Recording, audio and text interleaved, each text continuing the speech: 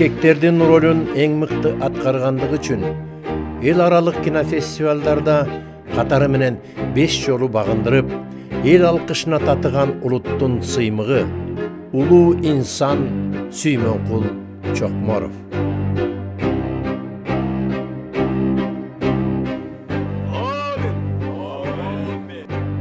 Ал кайда гана болбосун өз мекенин, киндик кан тамган жерин көкүрөгүнө алды илеп, нукуралуулукка жар салган. Улут жүзү Сүймөнкул Чокморов.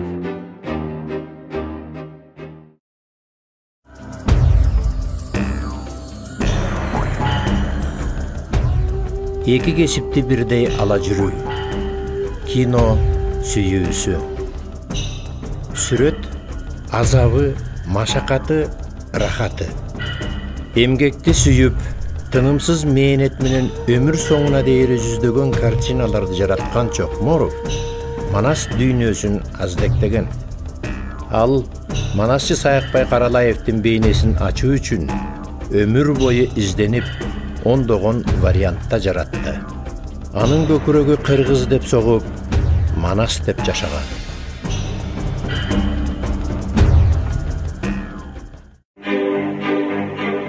Калың журттун арзуусуна ээ болгон Чокморов кайда гана болбосун адамдык сапаттын мыкты үлгүсүн көрсөтүп, жөнөкөйлүккө жар салган. Ошон үчүн ал тууралуу али күнчү аңыз кептер айтылып, баркы күн санап өсүүдө. Кыргыз барда ысымы кылымдарга мурас болуп айтыла берчү улуу инсан Сүймөнкул Чокморов.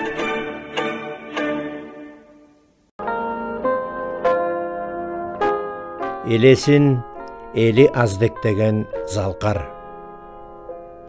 Кандай гана ролу болбосун, жумурай журттун зор сүйүүсүнө айланган улуу инсан.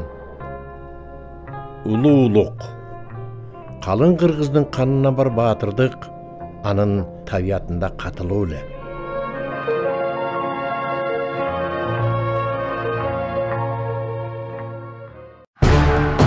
Кооптуу жагдайларда дублерсуз аткарган Чокморов. Эмне себептен Сүймөнкул Чокморов мындай кадамдарга барган? Анткени аткарып аткан ишин жан дили менен сүйүп жасаган. Кандай гана оор кырдаалдар жаралбасын, бардык жүктү өз мойнуна алган. Чын жүрөктөн чыккан сезим Чокморовго тийиштүү сапат. Талант Сүймөнкул Чокморов.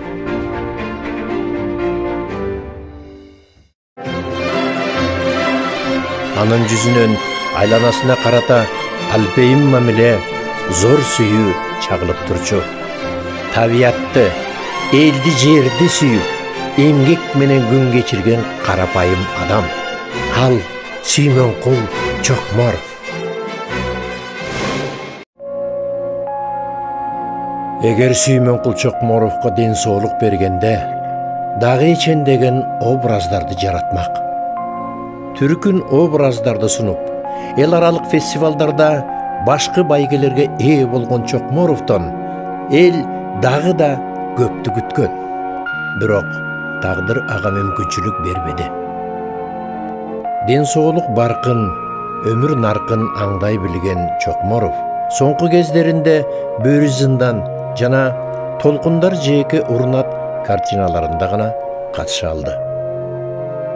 Өмүрдү өкүттө өткөрбөй, табиятынан бүткөн сүрөткердик жөндөмүн толук пайдаланып калуу.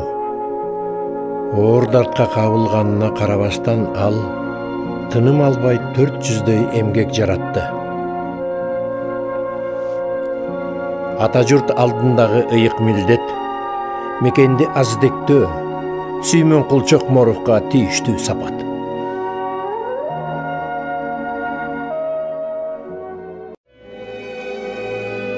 Өз мойнуна оор милдетти алуу, калың элдин жүрөгүнө экран аркылуу кирип, сүйүктүү каарманына айлануу Сүймөнкул Чокморовго энчиренген сапат. Кайсыл гана ролун карабайлы, Чокморов зор ийгилик жараткан. Ошон үчүн ал канчалаган мезгилдер өтпөсүн күнү бүгүнкүдөй кадр аркылуу биз менен жашап, биз менен бирге.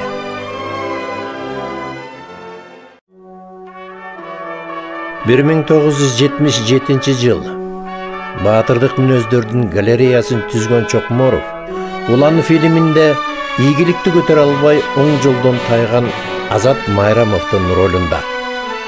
Актёрдук кесиптеги машакат. Режиссер Төлөмүш Океев бул саам Сүймөнкул Чокморовго адаттан тыш роль тапшырды. Режиссердун ишенимин ал толук актады. Акыры өтмүштөн сабак алган Майрамовдун образын Чокморов ийине жеткире аткарды.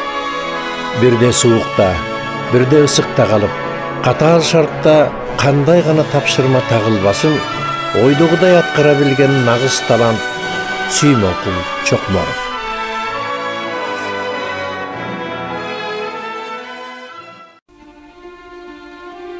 Атагы ааламга белгилүү дүйнөлүк режиссер Акира Куросава Сүймөнкул Чокморовдун актерлук чеберчилигине тубаса жөндөмүнө зор баасын берди. Дерсу Узала тасмасында Чжан Баонун ролунда Сүймөнкул Чокморов. Картина жаратып аткан учурда Акира Куросава өз оюн мындайча билдирген. Сүймөнкул Чокморов жаркын талант экендигине сөз жетпейт. Ал биздин фильмде Кытайдан келген саясий эмигрант, отряддын жетекчиси, хунхуздар менен күрөш жүргүзгөн Чжан Баону аткарды. Япон кино сүйүүчүлөрү ал жараткан образды жылуу кабыл алышты. Куросаванын Дерсу Узала картинасы айтылуу Оскар сыйлыгына ээ болду. Даңазалуу режиссердун бул тасмасында роль жаратыштын өзү жалпы журт үчүн зор сыймык.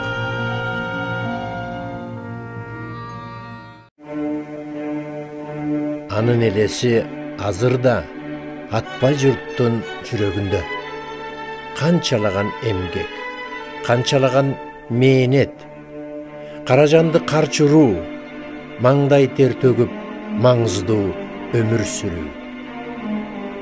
Өнөрү менен өздү да, өзгөнү да таңдандырган ата журттун аты уулу. Киндик кан тамган жерден дүйнөнү таанып, Ала Тоо койнундагы кыргыз деген улутту ааламга даңазалоо Сүймөнкул Чокморовдун эмгеги жана эрдиги.